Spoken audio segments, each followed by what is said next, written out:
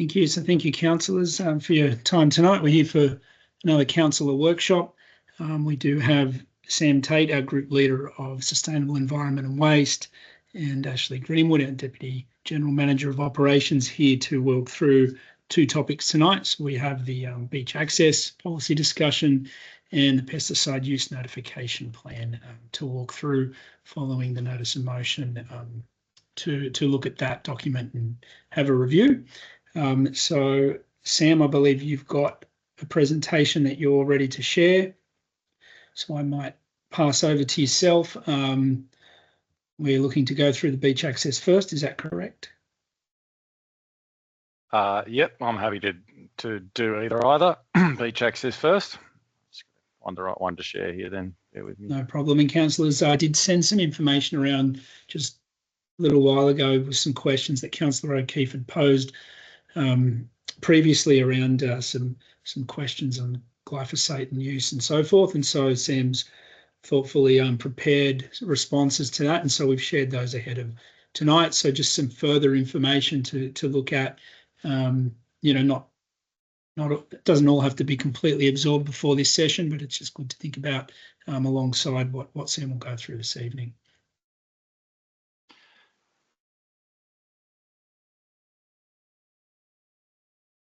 Bear with me. You want me to keep killing some time, Sam? It just doesn't seem to want to allow me to share it through the meeting, so bear with me. Yeah, that's okay. It's always a little bit of a... Yeah, I did test it previously too, and now it's not cooperating. Okay, would you like me to potentially give it a go? I think I've got it now.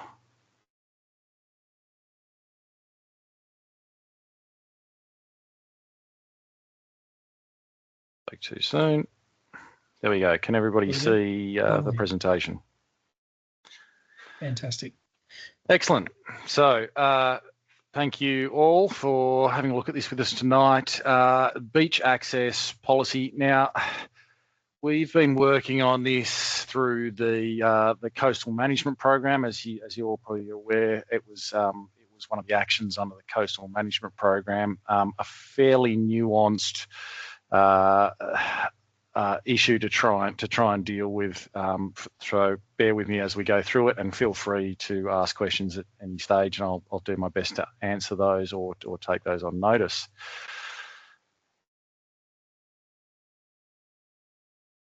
So just as a brief background, current scenario is access arrangements for beach access through 3 main points with 4 access points. So those being Milesome and North Beach area accessed through the northern area, which is Rutile Trail, and also that accesses north to the national park and to the north of the North Beach area there, and also another point to the south from next to the Surf Life Saving Club. From Urunga, there is the beach access point at Sand Mines, which allows access from the Hungry Head headland to the river mouth. And then again, there are beach access point down at Winona Head, also known as Third Headland, Winona Head, and that allows access to the south, and that southern access is shared with Valor, I guess, that beach down through to our border at Oyster Creek. So the council does not currently have beach access permit system in place, obviously, hence the conversation. So we're not able to police or to take compliance action against people on the beach without a permit. So we have had we've had a few issues reported over the years, and I'm sure some of the councils will have received feedback from the communities, such as access between four-wheel drives and dog walkers, particularly at Hungry Head, and some issues are arising around that combined access and shared zones there. So to look at what the options we've got, the considerations are, I guess, at this point, to assess potential land claims and Crown lands, considerations around the tenure, which we'll go into in a little bit more detail later on. So this is one of the big issues for us is council managed land versus the Crown land versus the indigenously owned land in the area. So a lot of crossover there. The beach access policy is under the Coastal Management Program, the CMP. So we're also looking to progress that action through the CMP process. At this stage, we have received some funding for a shorebird survey, which is the intent behind doing the shorebird survey at this early stage of the CMP is to try and establish some background information to help to influence the beach access policy and decisions that council will then make on that, obviously around where some of the significant habitat and nesting sites are. So we have funding for that at the moment. That's out for there's an RFQ out at the moment for consultants to tender on that, and that will be looking to be undertaken over the 25-26 year and the nesting seasons. So nesting seasons for the shorebirds are around the sort of summertime migration periods. So we're looking to target that survey over a 2-year period, obviously pending submissions from consultants on that. So this is to determine a clear position for all users to understand their rights and responsibilities when accessing the beach for recreational purposes. So we have the walkers, we have surfers, we have fishers, we have anybody who's using that sort of coastal zone needs to be taken into consideration in this. So historically, the beach access obviously has not had a permit system on it. And so to work through this process and to look at all these issues to try and establish that is what we're trying to get to here. So obviously we need to ensure a safe safe separation between all the beach users and consider everybody when looking at this issue. So to get to the land tenure, we have 3 main organisations or groups, I suppose, that are involved here. So those being Crown Lands, who, as many of you will know, the intertidal zone and the beach itself up to the foredune is always Crown Lands, and as such is managed by Crown. So they will need to be considered in the decision-making process. We've had several conversations, I guess initiation conversations with Crown around a few different issues, which I'll get into in a bit more detail as we go through. So obviously the Indigenous ownership around the Shire, with some of the areas being owned by the local land councils, having tenure over those areas, and some of that land is also still community access, obviously. So the land councils will be a key stakeholder in these conversations. And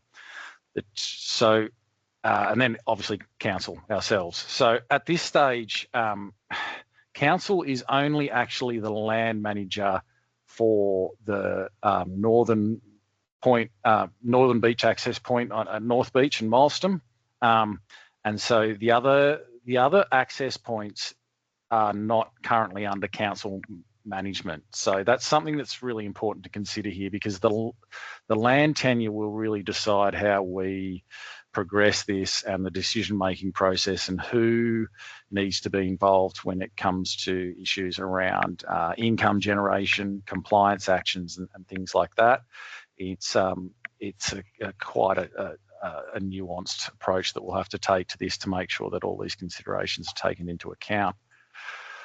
Also, obviously, there are the environmental considerations. So shorebird nesting sites, migration sites, things like that are just the tip of the iceberg when it comes to environmental impacts on the beach, both from all users really, but dog walking and four-wheel driving is a key one. So there's a lot of studies done that show impacts, particularly to the foredune area, around four-wheel driving and inappropriate use of beach access. So that's something that needs to be considered as far as compliance and how that would be managed if we were to progress with a beach permit system or a policy on beach access.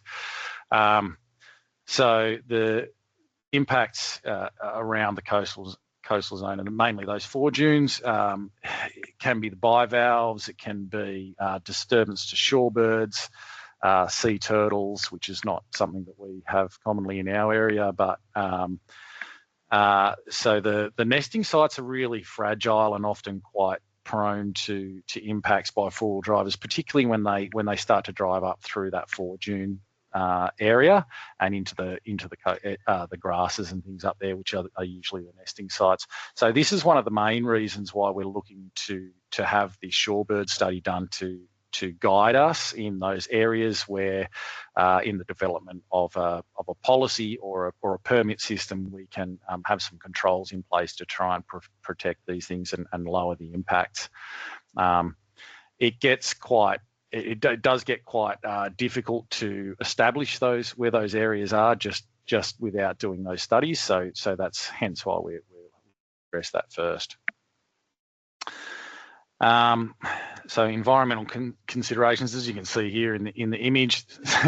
Now, this is not from our shire, obviously, but this is the sort of behaviour that we can get on the beaches with the four-wheel drive access, and it's really important for us to develop ways to be able to control that to minimise the impacts.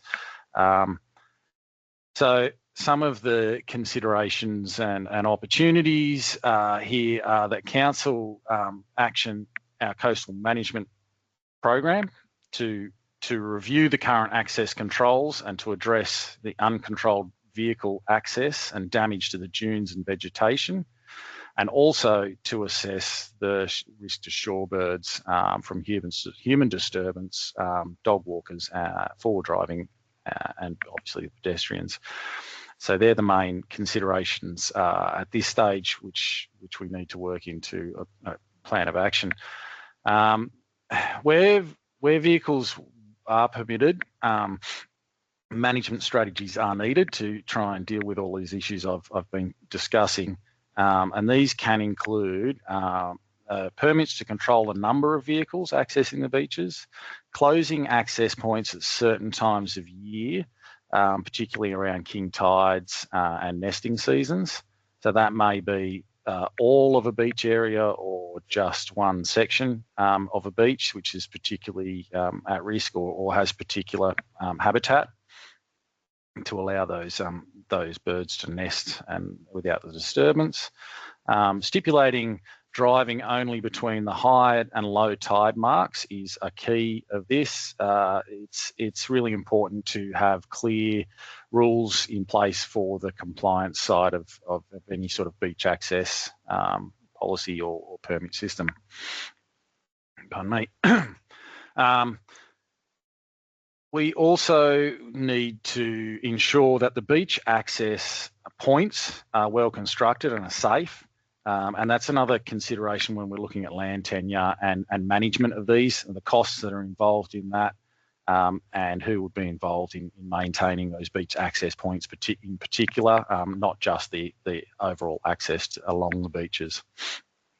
Also, obviously, engaging with the coastal communities and vehicle users in a way to get the view and enough consideration for all of those users and how they currently use the beaches, and how they would like to use the beaches, and what's feasible really overall when we consider all the factors and all the groups and users in the situation. Tourism considerations are a big one for us. Around peak periods, around Christmas time, is probably the main one, but any school holiday periods, particularly in the warmer weather, which actually does align with nesting seasons for coastal and shorebirds. But the tourism is one of the big impacts for us, and that's when we see the highest visitation, particularly along the beaches. So as you can see here, this is a photo of Oyster Creek, and Oyster Creek is a particularly heavily visited and heavily loved, let's say, area for the four-wheel drivers and camping. Now, conversations recently with Crown Lands have indicated that they are considering options moving forward for the access point from Winona Head, which is where Oyster Creek's accessed, due to some of the damage that's being done down there. As you can see in this image on the side here, it's got some of the tracks that are being pushed through that foredune. It's a very, very popular spot, as a lot of our beaches are, and trying to find that balance between managing tourism during peak periods and the ecological significant areas is quite important for us. Excuse me, Sam. Yes. Andrew, just for clarity, when you said Crown Lands is reviewing Oyster Creek access, do you mean reviewing it with the likely objective of limiting it? Look, at this stage, they haven't made that decision, but it looks like that's the way that they are leaning. Yeah, they have had a lot of problems, both with the Winona Head area itself and also the beach access to the south. So yeah, look, their indications so far are looking at how they can manage that to reduce the impacts and likely a likely reduction of access from that Winona Head area. Yeah. Okay, thank you. So also the other thing to consider with particularly Oyster Creek and the Winona Head access is there is access from Valor Beach, and now Valor does have, Nambucca Council does have a beach access permit system and policy. So we have a bit of a crossover with our neighbouring councils here as well, as far as where the access points cross over and the ability to then regulate that use along those areas. Can I just jump in there too, Sam? Sorry. Just sure. Further clarification with Winona Headland, because we're talking about Crown Lands, but that is an area that's under a successful native title determination. So is it Crown Lands or is it the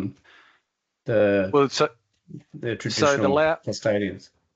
Yeah, so the traditional custodians manage the parking area, or the area that's commonly used for parking, and the bushland around there. That's the area where the native title determination was successful, and so it's a little bit of a combined approach there, Mr. Mayor, because the beach itself remains Crown, so they work quite closely together, and I've been developing a bit of a relationship. We provided a vehicle counter for them over the Christmas period to try and gather some data to also feed into this process. Now, unfortunately, that was vandalised. We got about a month's worth of data out of it, but yeah, there's a very collaborative approach between the two groups down there, and they both really have the same opinion about this issue. But obviously the beach itself and where the vehicles would be driving is considered Crown land. Yep. So also that if we were to look to develop a beach access policy and permit system, we also need to consider the fact that there may be licensing required, which would come at a cost to council, and also that require council to undertake other activities in the management of that. So the compliance side of things is something that would need to be determined in collaboration with Crown. Some of the conversations have indicated that some of the groups may actually look to ask for some of the income if there was income generated out of beach access permits and policies. So that's another thing that needs to be considered by council as we progress. So just to go into a little bit more detail on each point here and some of the issues and future direction that we are sort of focusing on here is the individual beach access points. So here we have the beach access point to the north of Milestone, and this one is accessed via Rutile Trail, which has then the access point that comes off onto the beach. Now, vehicles are currently not permitted to drive to the south from this point, and they can access to the north up until the border of the national park, which then becomes a national park tenure, and again Crown lands on the beach. So there is a fairly limited access up here already. Now I know from community, how would we say this, from community feedback, that there is a lot of issues here with vehicles that are not obeying the permitted areas around here, particularly to the north and sometimes to the south towards the towards Milestone itself, Milestone proper. So some of the considerations, the demonstrated historic vehicle access to the north point of the Rutile Trail, which is obviously popular as a fishing location with the rock and the reef up that end is quite popular for that.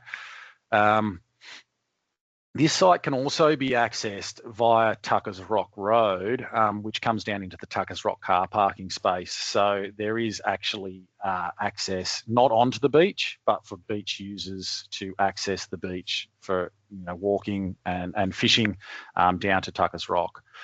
So that's approximately a 15-minute trip down that road. So the access points is also currently subject to a land claim. So that is another thing that needs to be considered moving forward, and the determination of that claim. The future direction, council. At this point, the recommendation would be to consider removal of the vehicle access point to Tuckers Rock to increase the available pedestrian access and reduce that to cyclists and use only, mainly because of the issues and impacts we have up there, but obviously that is still open for discussion. And as I say, Tuckers Rock can be accessed via Tuckers Rock Road with minimal inconvenience to users.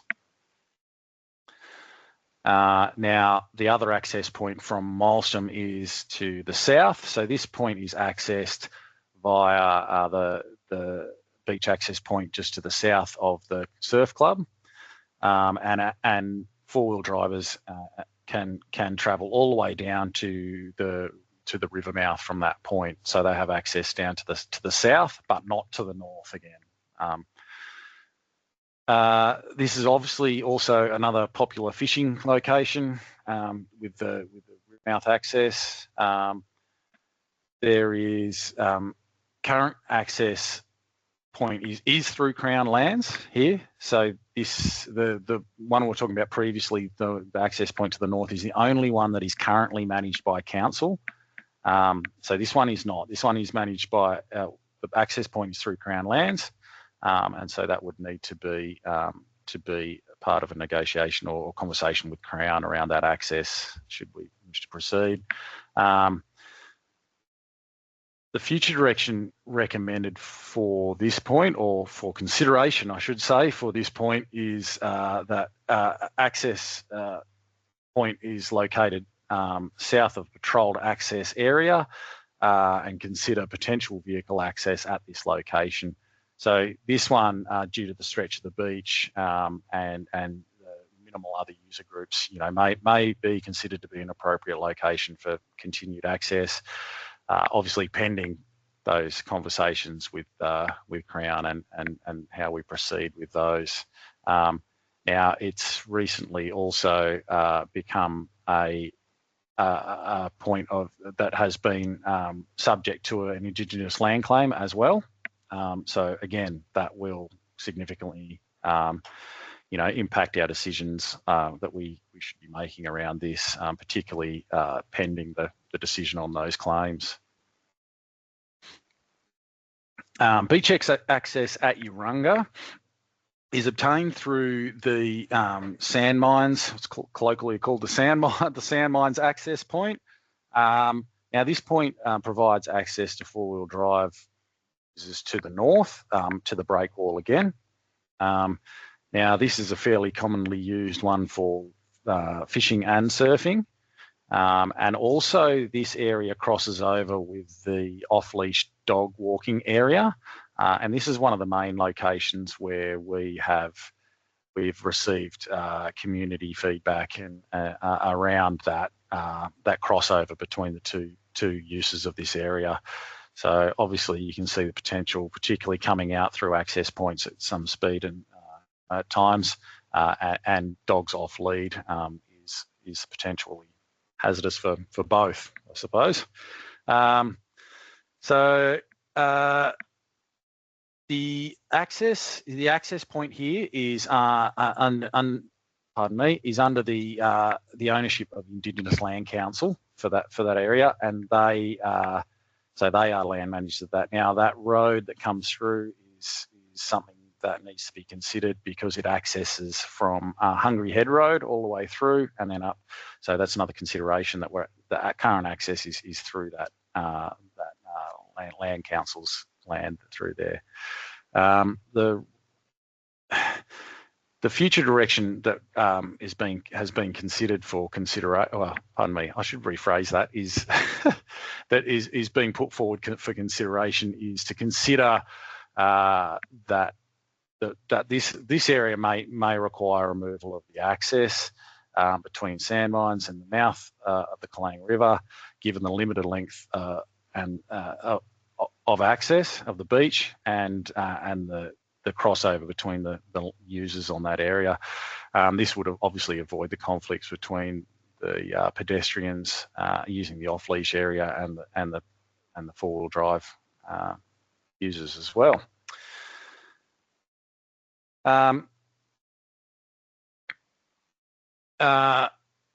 The Winona Head point is as we've discussed, and we've gone into this one in a little bit more detail so far. So this provides access for fisheries, for fishermen, and they're also launching some boats off there. So there is a fishery group down there that will use that access point for launching small boats.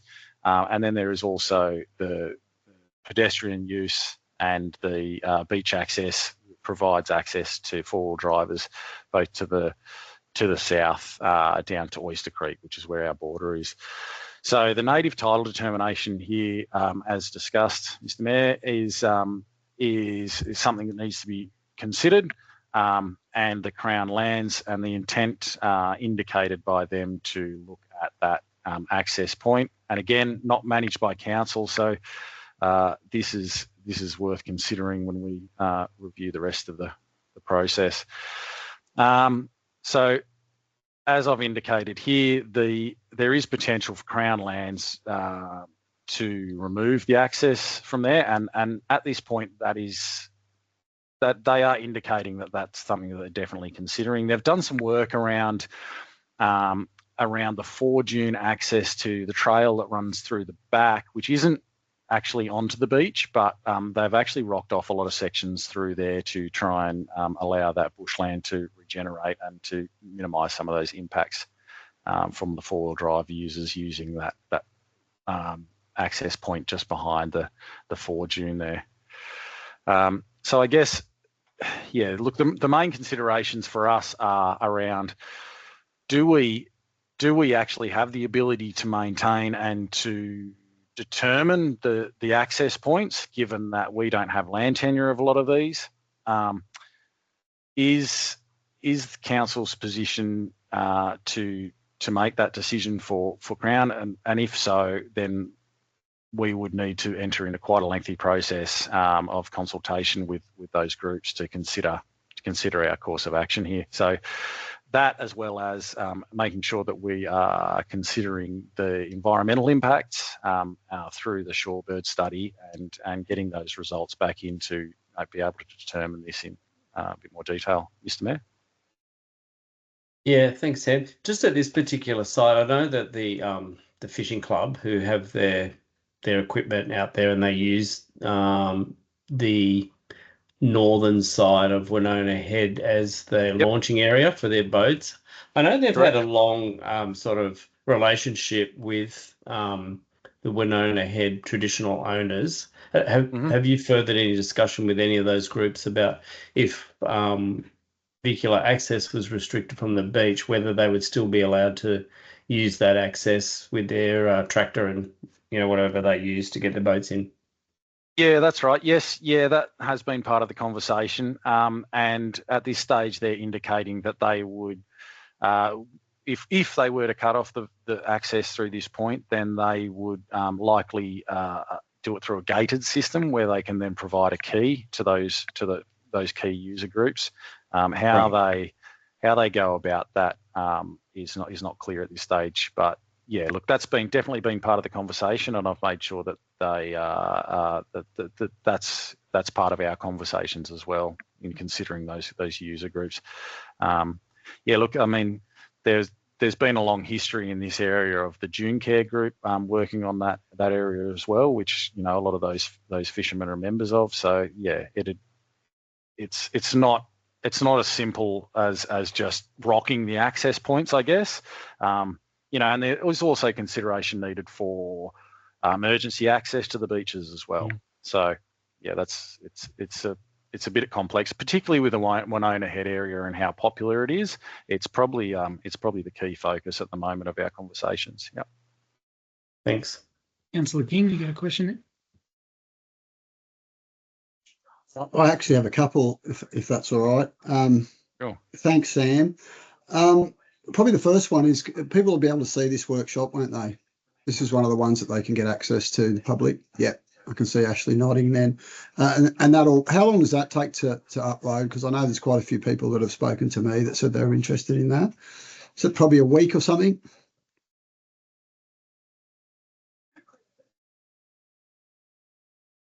Yeah, look, I would suggest so, Councillor King, like just, I don't know the exact time, but normally Beck on the conclusion of these just basically looks to publish it across to our website. So it'd be in the order of a week or so, but certainly within a fortnight, I'd expect, but we could come back to you with some specific advice for sure. Okay. I suppose there's a couple of other questions. Sam, you did say that there's a potential to close the beach off completely, in breeding season, etc. I would probably think that maybe that could be brought forward around what we're seeing the damage at the moment. I know Milestone, I think there's like a 2 metre erosion zone now. Someone said that Hungary's a bit the same, and that might be a consideration because I don't think we're getting the opportunity for those to naturally reform after a couple of big hits. So, and that feels like that might be something in the future. I know when I was at uni, we did a fair bit of study on the Narrabeen beaches, and there was a massive cost to the Northern Beaches Council of trying to, keep bringing the sand in anyway from elsewhere and trying to refurbish those beaches. So I'm wondering if that's a possible solution as well, and possibly that I don't think has been mentioned, or maybe it has somewhere.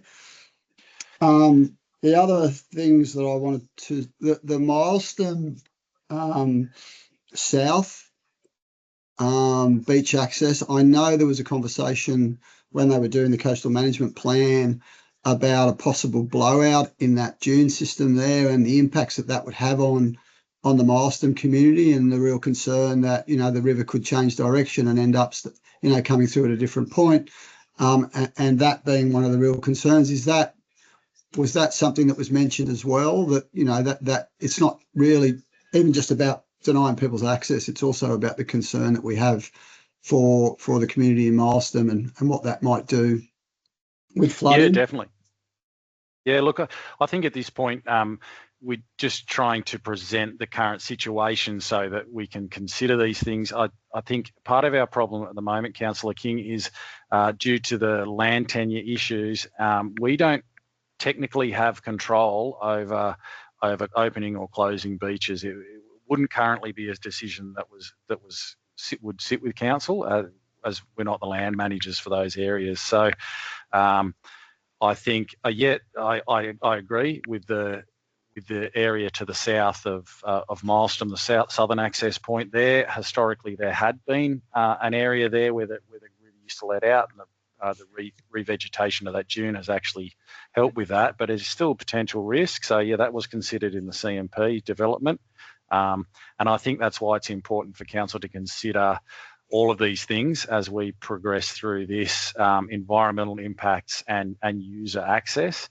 are key considerations, but also the land tenure over these areas is an important factor that is limiting for council in making decisions. So I'm sort of wondering then, Sam, in terms of Crown land, I can't imagine that they'd be very reluctant if there was advice from council that, you know, the damage was going to be caused, and I'm sure they wouldn't want that, you know, concern on their heads as well. Yep. So I can't imagine. Well, I can't imagine that they would push back too much on that. And just one other question in terms of our neighbours. You said that Nambucca had a permit plan in place, and does Coffs have the same? And also in terms of the size of the areas, because what I hear is, you know, a lot of times we're getting people travelling from Coffs to come down and drive on our beaches because they're limited there. I don't know if that's true or not, but that's one of the things that's going around. Is that something that we're seeing, do you think? Or is there any evidence of that? Look, anecdotally, Councillor King, I would say, yeah, that's what we're hearing. I couldn't speak for Coffs Council on that. Coffs Council and Nambucca Council, a lot of the other councils do have permit systems in place, and that allows them to undertake compliance activities. So, yeah, look, there is potential for that, and that's one of the concerns, I guess, especially with that shared access point to the south. Yeah, I don't have data on that, Councillor King, but yes, anecdotally, that's what we're hearing.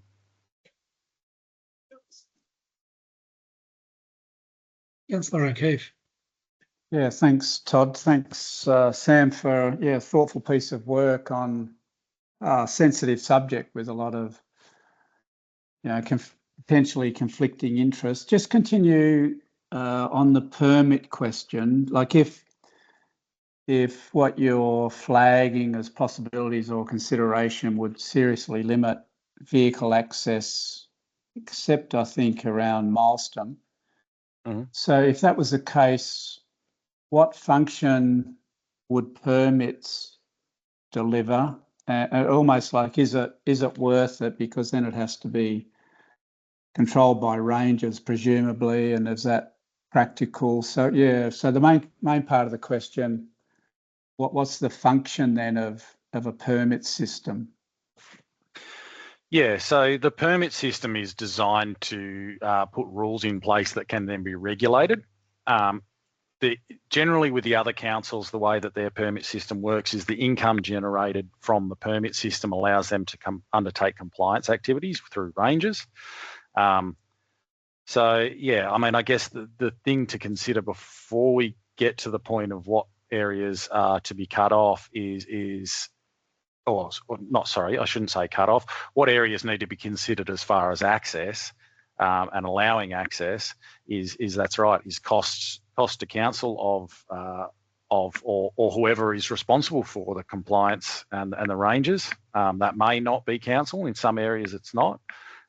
But yeah, look, there's obviously a cost there, and if we're not generating income from a permit system because people aren't buying permits, then obviously there would be a cost that's not being able to be recovered with compliance actions. So yeah, it's a difficult one to answer without developing, I guess, the groundwork around this, which is as identified in the CMP. I think that's where we're at now, is to continue to develop this. So that we can have those answers in more detail. Yeah, thank you. Surely, Sam, part of the idea of having a permit system is, you know, not even a council, you know, with as many resources as Coffs Harbour would be able to police it all the time, but it would just be a deterrent for some people who might, you know, casually think, oh, let's go for a drive on the beach, and they're probably the ones more likely to not know the right and wrong things to do, perhaps. So, you know, it acts as a deterrent rather than a total control, I would say. Yes, definitely. Yep, agreed. Councillor Fenton, you've got a question there? I have.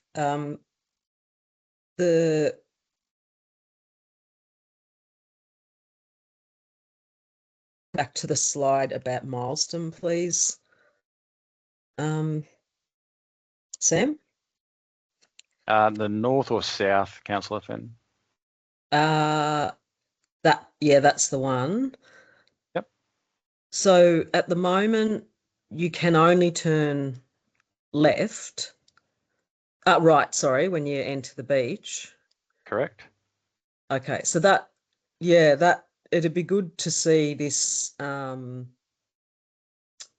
policy not only reflect the coastal management plan, but specifically, Dom's just mentioned it before, this very skinny bit at, when you're first traveling south along the beach, that very skinny bit is a very high risk area. And that flood risk study showed that area as hugely risky. It'd be good to have that highlighted in the plan. And I had another question too, but I can't remember what it is. Yep, so I'll sure. leave it there. So just thanks, Councillor Fenton. Yeah, look, to that one, the NEAP riverbank assessments that we've just had done has identified some of these areas. I mean, it's obviously not just limited to that, but that breakthrough potential there is a risk, yes, and that's identified with a lot of other erosion issues along that area. So, yeah, look, managing that is one of the key environmental impacts, and that one becomes not just an environmental impact, but a social impact, I guess, for that Milestone community. That's the last thing we want to see happen. So these are all the things that really need to be carefully considered as we develop this further. Agreed. Yep. Oh, I just remembered my other thing was, so in terms of the actual physical access where you leave the regular vehicle kind of part where anyone can drive and the four-wheel drive part to get down to the beach, who actually, is that all Crown Lands managing those 3 or 4 at the moment? It is, yeah, that's right. So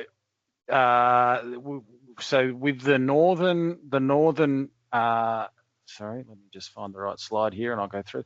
So with the northern access through Rutile Trail, that one is currently Crown Land managed by council. Sorry, wrong way. With the southern one, that is Crown Land with a native title claim on it. Okay, that one as well. All right. Yeah. So just for councillors, that's the site where we're basically putting the new sewage pump station for Milestone. It's one in the same land parcel. Yeah. So those because they're often not very well maintained, or it's not that they're not well maintained, they're heavily used and they're not up to standard of that rate. If other, like lots of coastal shires have shut down access altogether except for emergency and accessibility reasons, how are they maintaining those access points in that situation? Yeah, so some shires are doing sort of major works with concrete access points and things like that. It's important to keep those points. If they're going to be open for use, they need to be sufficient. So that's another thing that needs to be considered, because currently, if it sits with council to maintain those access points, then we would be responsible for doing that in a way that maintains them as safe. If it's for emergency vehicle access, then that's the same thing. So they'd need to be maintained. Now, that land tenure is the key thing that needs to be considered in this, because those, with the exception of the one to the north, currently none of these points are actually on council managed land. Now,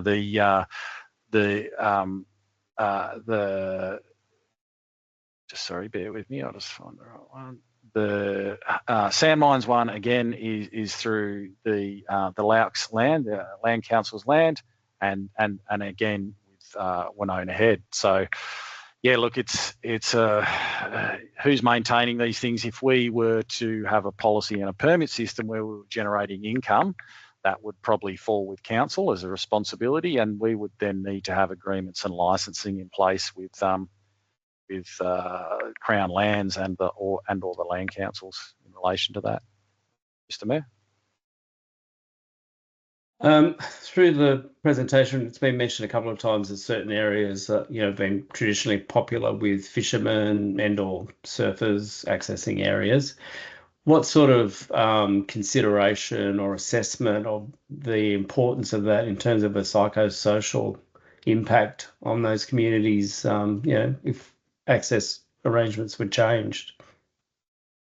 Yeah, that's a very good point, Mr. Mayor. I think at this point we don't have that sort of information, and I think that's why we need to consider progressing this process in a measured and careful way because of all those different users. I think it's really important to consider those factors alongside all the others. So that would definitely become part of that consultation process, I guess, with groups as we progress that. So it will think, be added to the framework of assessment.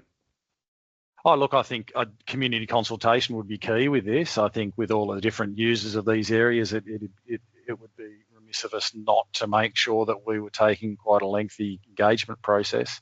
I would suggest at this point we are probably not at that stage because of all the other considerations that haven't really been worked through. Okay, thanks. Ashley, did you have your hand up there, or?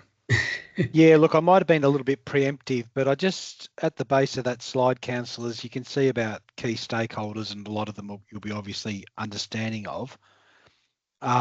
With adjoining councils, I just probably wanted to make a comment that the City of Coffs Harbour do promote access to the continuation of North Beach along Bongle Bongle National Park. I don't know how that's permissible, because my understanding is from us talking to national parks, vehicular access is not permitted along there, but that's contrary to advice that City of Coffs Harbour provides. So probably just wanted you to be aware of that any engagement would not only be with Nambucca Valley Council, but also with the City of Coffs Harbour on this issue. Yeah.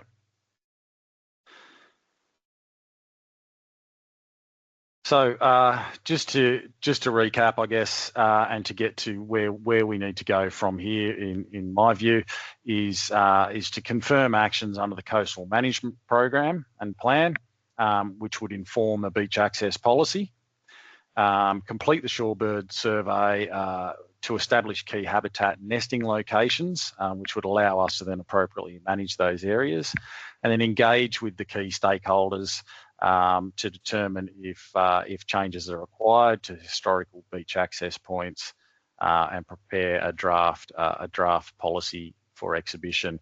Now, I think that that last part of this process is probably a little ways off, but that would be a decision for council.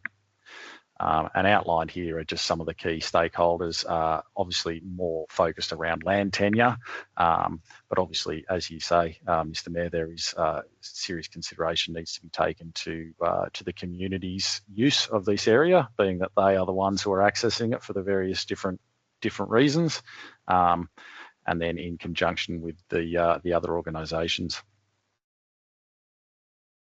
Right. Thank you, Sam. Thank you, Ashley, as well, for preparing that. Councillor Fenton, you got another question? I do, thank you. The key stakeholders, one slide back, doesn't seem to have general community as a stakeholder.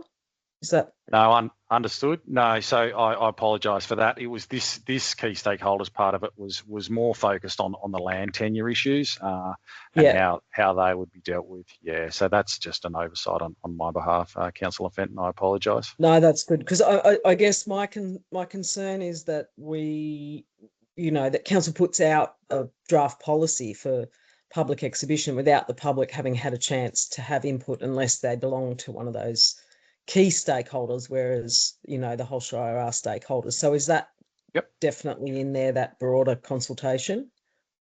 Yeah, look, that'll be part of the process under the Coastal Management Program. It sets out a bit of a process to follow, and obviously that would be a significant part of it, the community consultation. As I've been alluding to, I think we're a little bit away from having a position in my view, to having the information we need to develop a position on that we would then take back to the community. And I'd hate to rush something like this and not have considered all of the things that need to be worked through on it. And I think that's where I guess with this presentation I'm trying to point to is that there's a lot of things to be worked through before we can really get to that community consultation phase of what needs to be involved in the overall end policy. Yeah. Okay, great. Thanks. Great, thank you, Sam. So, councillors, if there's no more questions, we might keep moving into the next presentation.